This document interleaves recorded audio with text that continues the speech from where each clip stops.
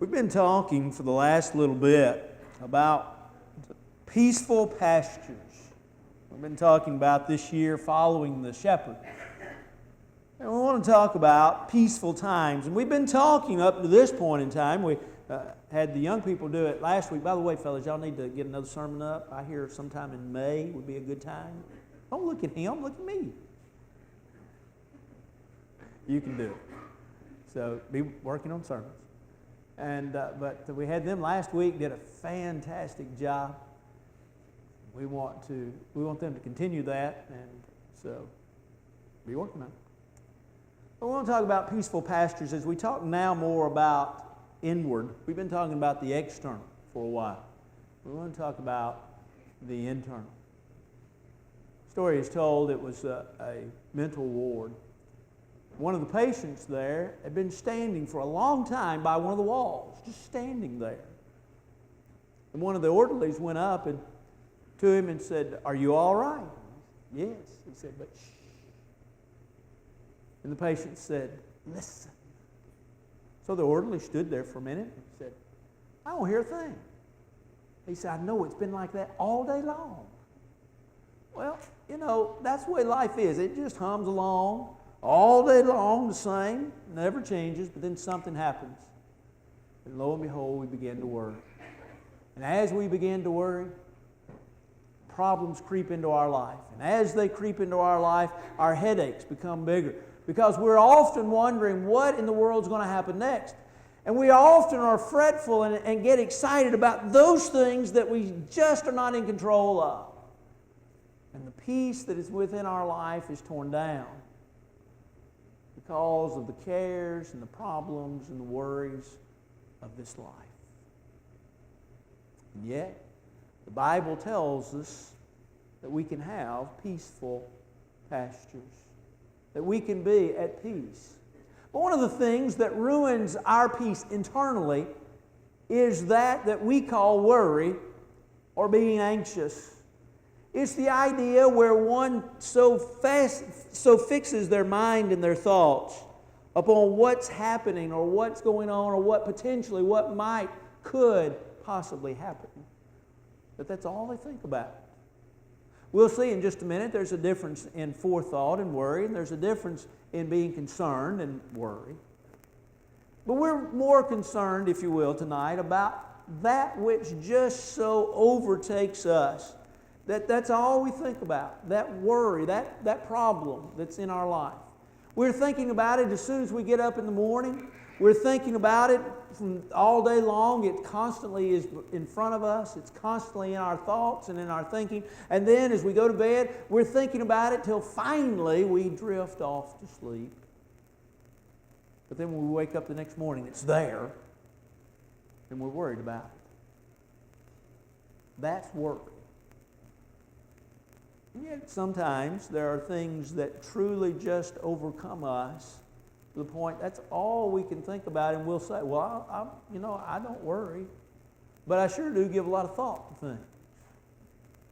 The Bible tells us to be individuals that don't worry. But there are several reasons for that, and we have to ask ourselves, why does worry wreck our peace? Well, it wrecks our peace for, I think, several reasons. First of all, because we know it afflicts us physically. We know that worry afflicts us physically. Hypertension. "Preacher, I got hypertension and I don't worry." Well, maybe you ought to worry that you got hypertension and you're not worried. Well, the reality of it is that there's a lot of hypertension that a lot of us have. I am not blessed with that. I had other issues. Y'all know that. But that's not one of them. But a lot of times is due to the stress of worry. Heart attacks, many times, not all the time. Don't walk out here and say, "Preacher said heart attacks due to worry." No. But a lot of times, heart attacks are due to worry. We are so consumed with what's going on in our life, and we're so consumed with the problems of our life, that we know that our peace is wrecked because of the worry that consumes us in our life.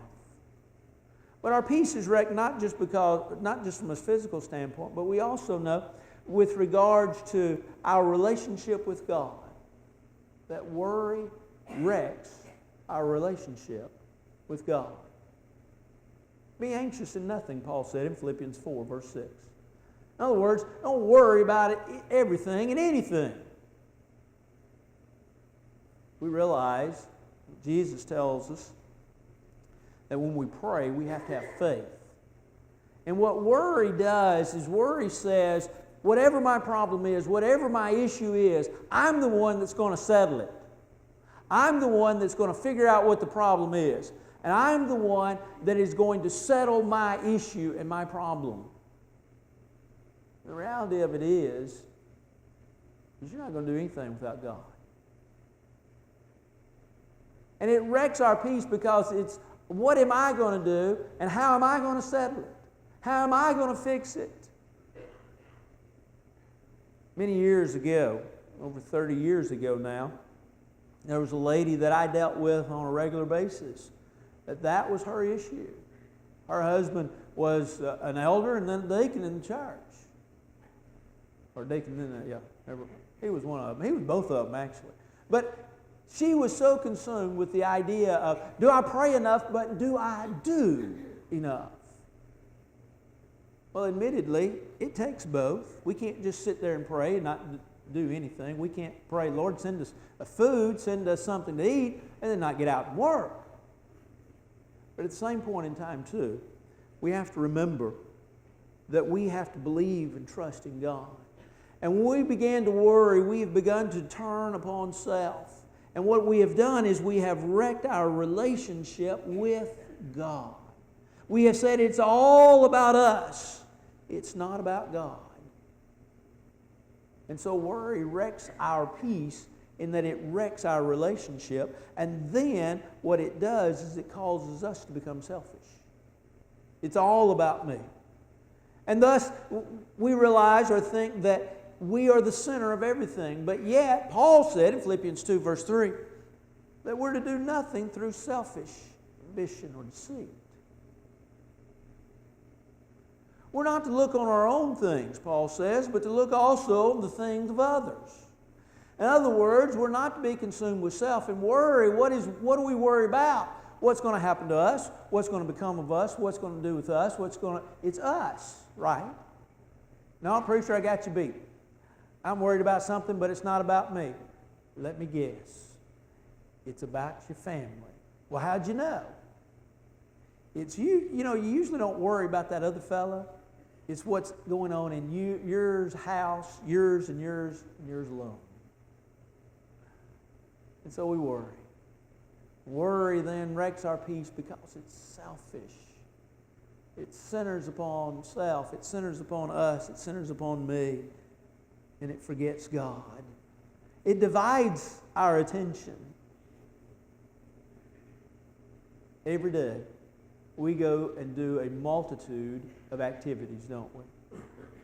We get up in the morning, we get ready, we shower, we get ready, we eat breakfast, we get on the road, then we have to think about driving, then we get to work, we think about work, we have to deal with work, we have to deal with people, deal with exactly whatever your work may be, we have to deal with work, we do that all day long, then we get home, and we've had to drive home, we've had to deal with driving, now we've got to deal all of a sudden with the family, and the concerns that are going on in the family, the activities of the family, the things in the house that need fixing, the chores that need taking place. Sometimes when I'm doing things, trying to help out around the house, our old dog that stays in the kitchen and in the living room, she visits the living room, stays sometimes in the kitchen when she comes into the house. And she watches me maybe putting things in the dishwasher for Suzanne or taking them out for Suzanne. And she looks at me like, what are you doing now, human? And I look at her and tell her, you know, sometimes it's just not fun to be a human. You can't just sit around and drink water and eat food that somebody puts in your bowl and sleep all day. You got to work. Worry divides our attention. Our attention and our focus should be what? On getting to heaven, right? That should be our focus. Don't believe it? Come back next Sunday morning. That's what we're going to deal with. That should be our focus. That should be our commitment. Getting to heaven. Seeking those things that are above. setting our affections on those things that are above. Setting first and seeking first the kingdom of God. But when we worry, what happens? All of a sudden, our attention is divided. It's divided between self and our problems and our things, and we forget about where we're headed and why we're headed in that direction. But preacher, worry does wreck our peace. But I believe Jesus worried. Well, let me ask you, did Jesus worry, or was Jesus concerned? Worry is concern that continues on. Jesus was concerned. In John the 12th chapter, that section there, beginning about verse 24 or 25, Jesus offers a prayer. God, a quick one, but it's a prayer. What a lot of folks call this section is Little Gethsemane. It's a precursor, if you will, to Gethsemane. We're not there yet. We're right there at the verge of beginning the last week of the life of Christ. And in John 12, Jesus says, "Now my soul is troubled, and what shall I say? Father, save me from this hour. But for this cause came I into this hour. Father, glorify your Son." And then there's a voice from heaven that speaks and says, "I have both glorified it, and I will glorify it again." Now notice what Jesus says. "Now my soul is troubled." Was he concerned? Yes. What was he concerned about? What was fixing to come? What was fixing to take place? Now let's remember this and let's know this. Jesus understood the death that he would die. Why? Because Jesus was very familiar with the Old Testament. He was very familiar with the death by crucifixion, and he was very familiar with it not only from a standpoint of this is how he was going to die, but he understood it from a standpoint of physical practicality because it was being practiced in his day and age. It was not something, if you will, that he'd only read about in books or seen in movies. It was something that he had seen, and he knew, and he talked to people that had seen it. And so you might say, Jesus was troubled. Yes, he was troubled, but he wasn't worried. Because remember what he says, "Now my soul is troubled. What shall I say? Father, save me from this hour, but for this God." What's he doing? He's talking to God. Then in the Garden of Gethsemane, which is really from John 12 to the Garden of Gethsemane, is not about 3 or 4 days, about 3 days, 4 days actually. Just a few hours. "If there be any other way, let this cup pass from me. Nevertheless, not my will, but yours be done." See, he's still got it on his mind, doesn't he? It's right there. Jesus was worried. No, he wasn't. Why? He knew who was going to get him through the situation. He knew the outcome, but he knew who was going to get him through and get him to the end. And so, he could pray. "Not my will, but yours be done." So yeah, it does wreck our peace. It does cause sleepless nights. It does cause difficulties in our hearts and our thinking. It does cause difficulties, even with our own faith. But we have to understand why we worry. Why do we worry? Well, there's a lot of different reasons, and invariably we can't go through them all. Let me give you what I believe are 3 reasons why we worry. First of all, life's hard.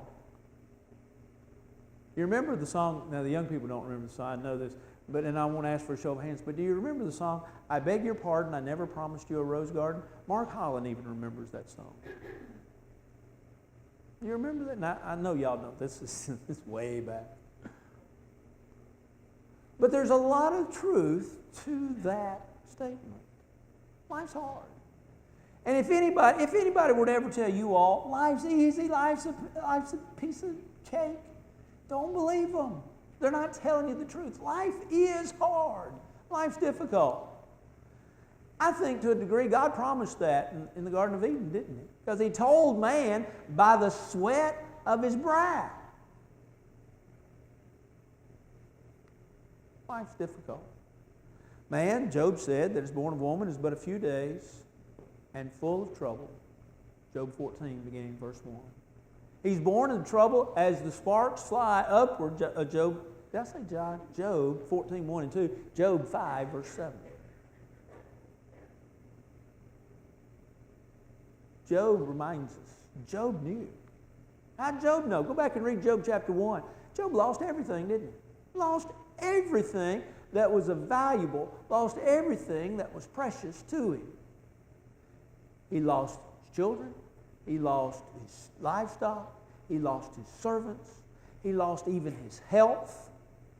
And he had a wife that even doubted to the point of saying, Job, why don't you just curse God and die? Made sense to her.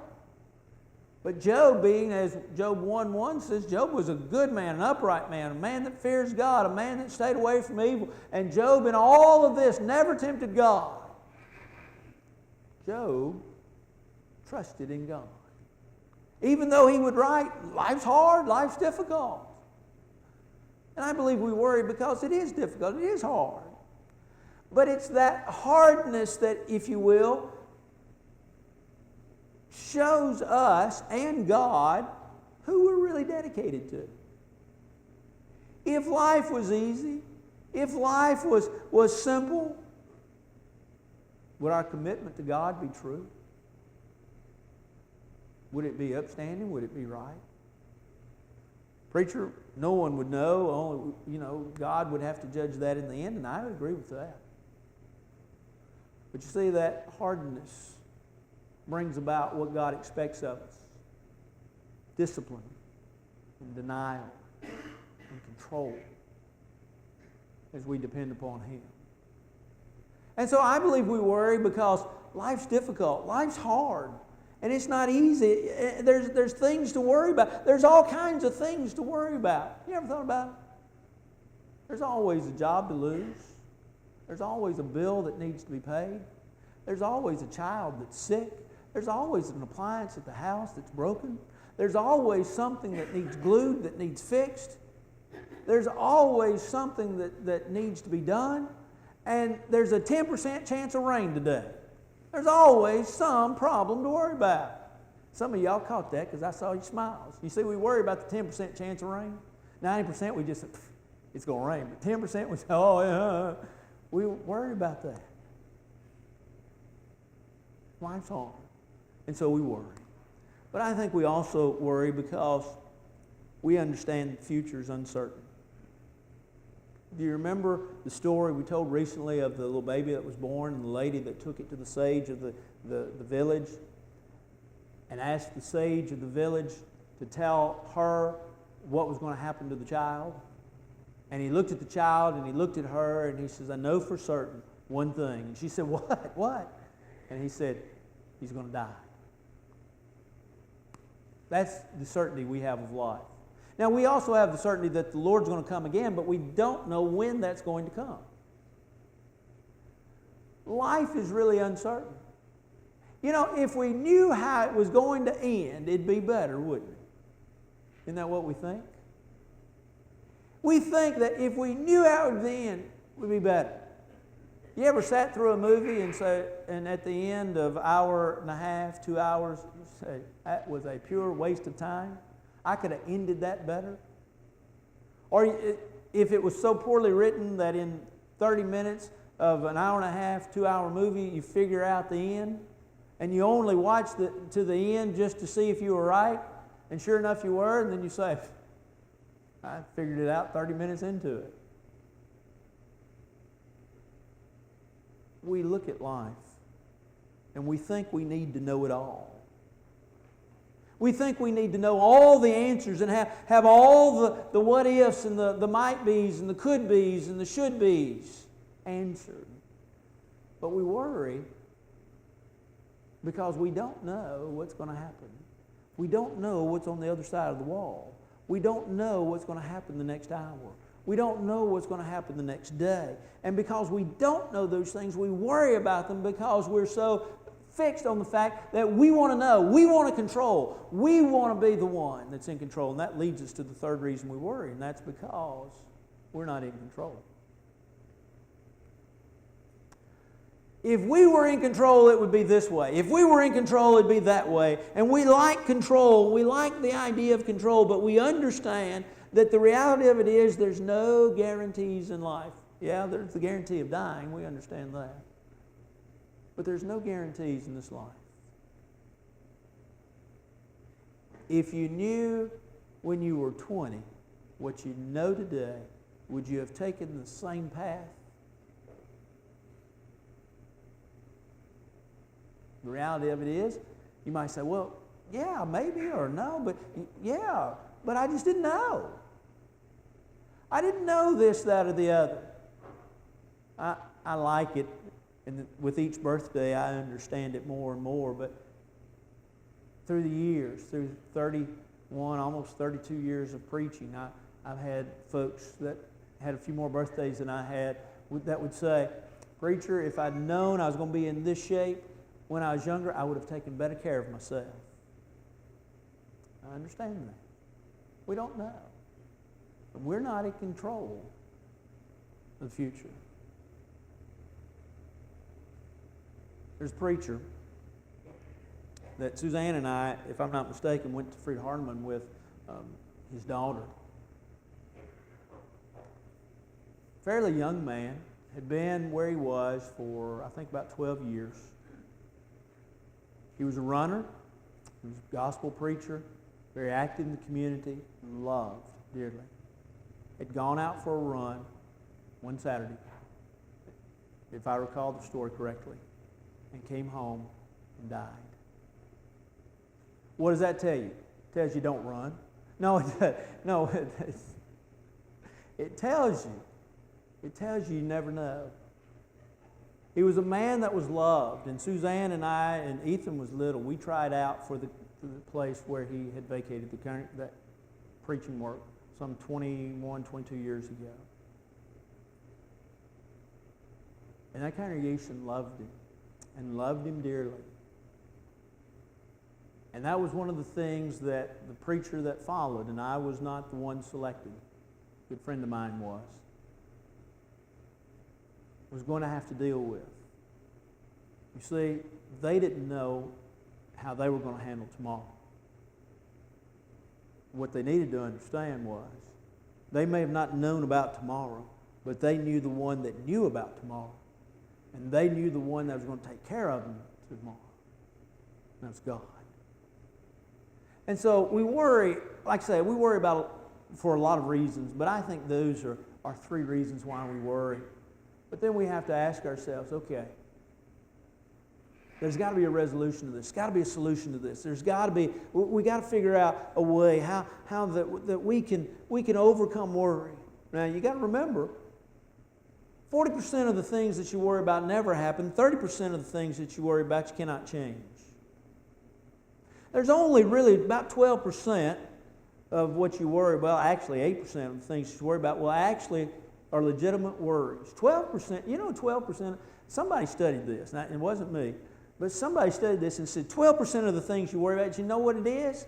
It's things that either you've been criticized on or you're afraid that folks are going to criticize you about. And so you worry. Do you know 12% of the things you worry about, you're so worried about what others think?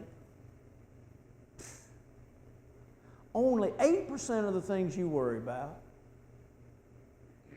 really take place.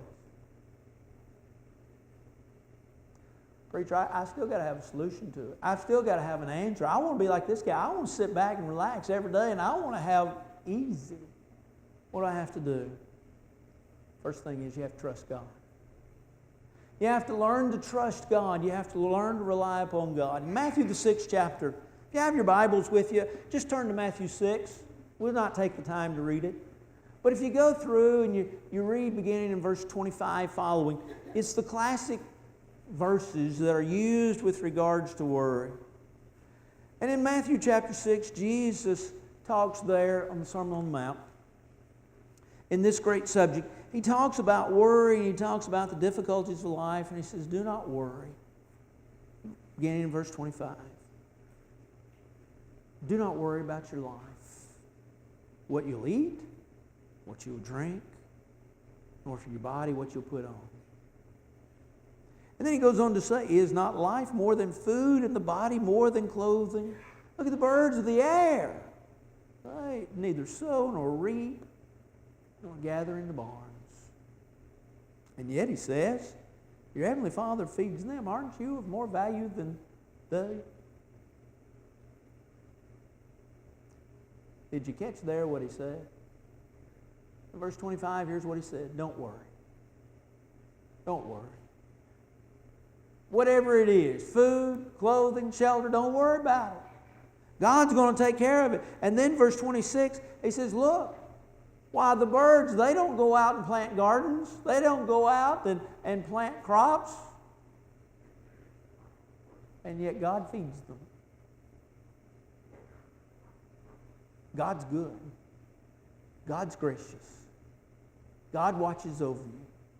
If you're reading there, if you'll jump on down, it says, which of you by taking thought can add 1 cubit, 18 inches, if you will, to your stature. The reality of it is that none can. But then he goes on and he says, don't worry.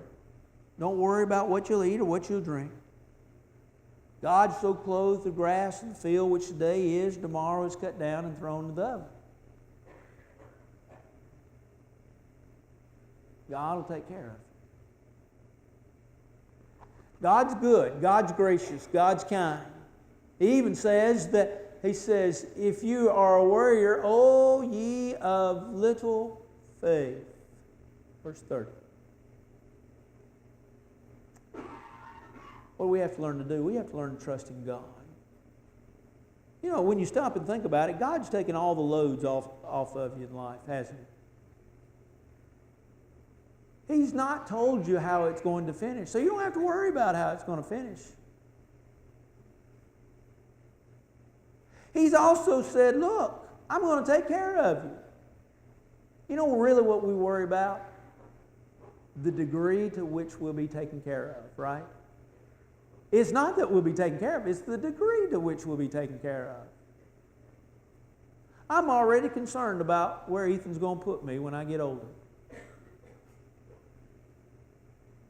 See, I knew how I treated him when he was a kid, so but you know, is he going to put me in a nice home? That's why I keep pushing him to get all these tests passed, you know. Yeah, save you up a lot of money. I want a nice place. That's what we worry about. Not the fact if I'll have a roof over my head and it'll be clean and food in my stomach. But how nice it'll be. Don't we just need to trust in God? God's not told us how it will end, but He's told us that it will end. And He's also said, I'm going to take care of you to the end. God's taken all the load out of your life and my life. God says, trust in me, rely upon me. Now, preacher, that's easier said than done. I understand that. I live just like you live. I have bills like you have. We all do. But the reality of it is that I need to learn to trust in God. I need to rely upon God because I read a lot of good passages in the Bible just like you read. Remember here the first of the year, the Lord's my shepherd, I shall not want. We studied that for 7 weeks. You remember Romans 8:28, all things work together for good to those that love the Lord and called according to His purpose. Do you remember a verse that we'll see in just a minute that where he says that we're to seek first the kingdom of God and His righteousness and all these things shall be added to you? What's these things? Well, go back the first few verses above this. And what's he talking about? Food and clothing and raiment. That's the things that will be added to you. All I need to do is trust in God. All I need to do is rely upon God, that God will provide what He promises that He'll provide. Now I can rejoice in Him, that I can know that He'll work it out. I read such verses as there's no condemnation to those that are in Christ Jesus, Romans chapter 8, verse 1. That as he said later on in verse 15, that the suffering of this present time is not worthy to be compared with the glory which shall be revealed in Him, verse 15. And then I read in verse 28 of that same chapter, which says, all things work together for good to those that love the Lord and called according to His purpose. On and on and on we could go. But I need to learn to trust Him. I need to learn to rely upon Him. To have faith in Him. That He'll get me through. That He'll take me through. But then second, how do I solve my worry? I pray. Pray to God. I learn to cast all my cares upon Him. I learn to turn it over to Him. I like the story found in 2 Kings, the 19th chapter.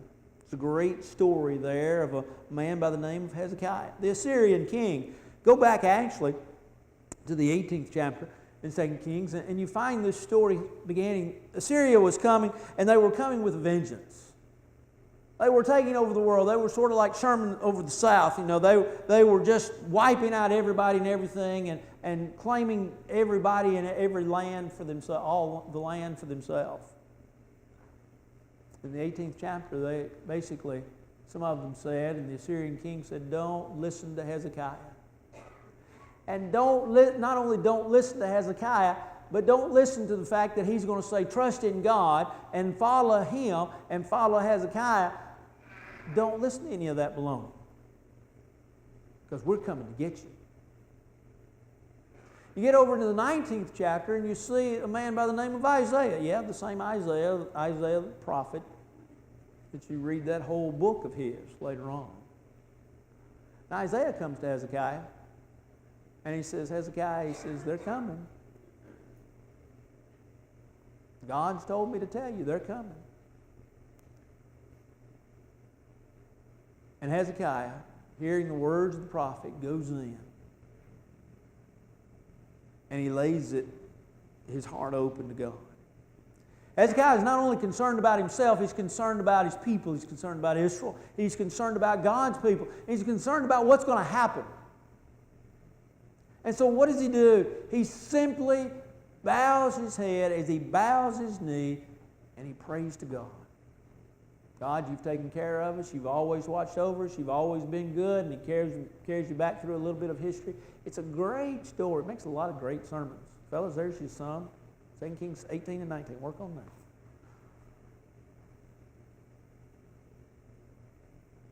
But Hezekiah prayed.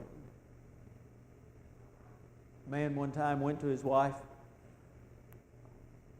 And she would stop him occasionally. And she stopped him on this day. And she said, you're worrying, aren't you?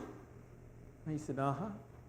And she said, you're doing more worrying than praying, aren't you? And he said, yeah. Well, quit that. Get to praying.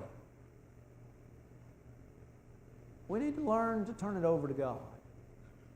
Cast all your what? Cares upon who? Who? Him. And He will take care of you. But then thirdly, we need to be individuals that live one day at a time. We live too far in advance. We live way too far out. If you're still in Matthew 6, look in verse 34. Do not worry about tomorrow. Well, why not? For tomorrow will worry about its own things. And then he says, sufficient for the day is its own trouble. Do not worry about tomorrow. Do not worry about what could be, what might be. We take the load limit and where our worrying is on down the road instead of the things of today. And if we'll simply learn to live today and get by today, preacher, does that mean you can't plan for retirement? Well, I hope not, because, I'm planning a little bit. Not probably sufficient enough. But aren't we all? Aren't we all thinking about, pointing towards retirement one day? No, I'm already there. Well, God bless you. But we're all thinking a little bit ahead. But worry is when, I just don't know what I'm going to do, and I can't do it, and I can't live tomorrow, and I just don't know what's going to happen tomorrow. Oh. Let's get through today. Do not worry about tomorrow. Let's be concerned with today. Then, fourthly, lastly, we need to keep long-term perspective Go back, if you're in Matthew 6, look at verse 33 again.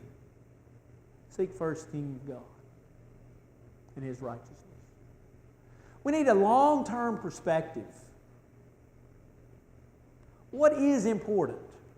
What will matter? You know, we're so focused on the now and the here that we fail to understand that so many things that we worry about and so many things that we're focused on are things that in 5 years and 10 years and 50 years and 100 years will not matter. Think about what consumes most of your thinking. Well, pretty much it's the here and now, isn't it? I give a little thought to what's going to be important 50 years from now. You see, so many times we need to stop and think, you know, will that really matter in 50 years from now? Will that matter in 100 years from now? Will it? Jesus said, seek first the kingdom of God, His righteousness, and all these things will be added to you. Be concerned about your salvation and nothing else. God will take care of you. We're going to worry, and we're going to worry in life. Life is going to consume us, and it's going to come in waves.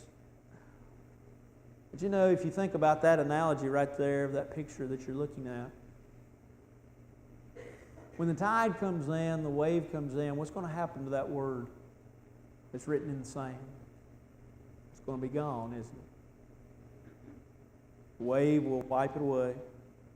And what seemed to be such a problem, and what seemed to be such a difficulty, will all of a sudden have been ironed out.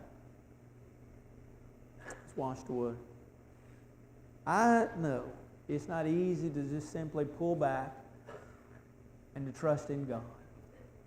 The reality of it is that's our responsibility.